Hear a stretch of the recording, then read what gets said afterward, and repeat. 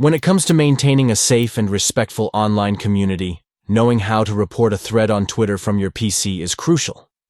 Here's a step-by-step guide to help you navigate through the process smoothly. First, navigate to the thread that contains the content you wish to report. It's important to pinpoint the specific thread accurately to initiate the reporting process effectively. Next, look for the icon located at the top of the thread. Tap on this icon to reveal a list of options that will allow you to take action against inappropriate content.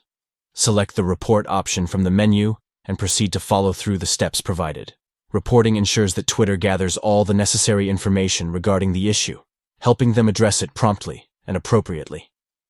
By reporting threads that violate Twitter's guidelines, you actively contribute to creating a safer and more positive online environment for all users. Your efforts in reporting inappropriate content play a significant role in upholding community standards and fostering a respectful online atmosphere. Thank you for taking the initiative to report and address issues effectively.